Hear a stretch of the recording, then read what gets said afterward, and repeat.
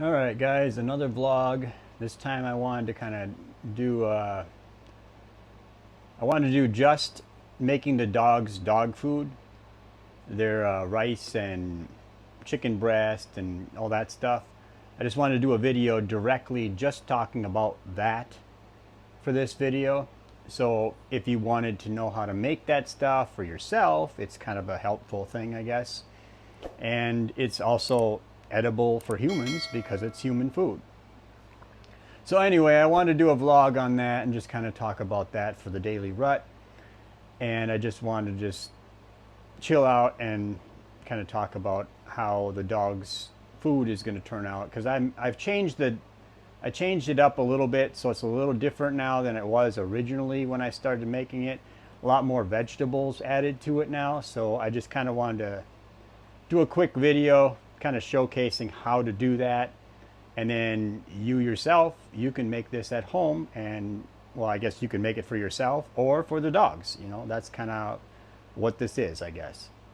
So let's get to it. Okay, so I speeded this up a little bit so it's not going to drag out. You're not going to be so bored. But yeah, this is the water I use. I got that water pump thing off of I think it's TikTok. So anyway, that's kind of a cool thing to have. So I filled up this thing with halfway of water. I overdid it with this, so don't believe what you're seeing here. I would say do half water and half chicken broth or something like that. But anyway, that's what I do.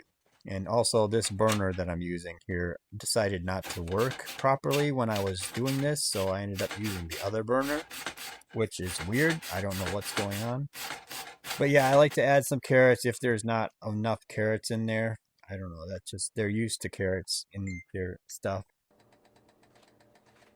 So I let that cook for a little while, and then after the chicken's done, then I take the chicken breast out one at a time and just kind of chop it up or whatever.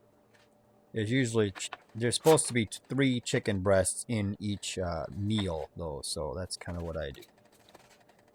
Anyway, just chop it up. You can see what I'm doing here, and that's kind of how it goes. Yeah, I just it takes a little while. I didn't put any time period on this because the whole meal basically takes an hour to make, but you're making 3 days worth of food for the dogs, or 4 days. I should say 4 days, but yeah, it depends on how much rice you put into it that makes it 3 days or 4 days. But yeah, this is me chopping up the chicken breast, and I got lots of chicken breast in the freezer, so we have enough to go on for a long time. And I think I got enough vegetables in there as well, so it's going to be kind of a good mix of everything. So anyway, here's the rice now. I got a bunch of rice. I have all kinds of rice stored up. Anyway, this is, I put 4 cups in, obviously it says that. Anyway, and that'll make 4 days worth of the dog's food anyway. That's usually what I do. So anyway, and I have to add a little bit of chicken broth here because I overdid it with the water. And I let it cook and cook and cook, but I don't want to overcook it because if the rice is all gummy, that's not good. The dogs might not like it then. So you have to just make sure the rice is just done good enough. And it's just like noodles, you know, you taste it, you know. But yeah, I just kind of did this. I think I did it too quickly, and I was trying to do the video, and I was more worried about the video than actually making the food. So I didn't make it as good this time around, but it does taste good. That's why I gave the thumbs up. Anyway, and so now we're going to feed the dog. That's Zini's plate right there, so she gets more. And it can be a little thicker than that. That's a little runny because it's fresh out of the pot. But I would rather it be a little bit thicker, but always have extra chicken broth in it or whatever. That's usually what I do. So that's Max's food.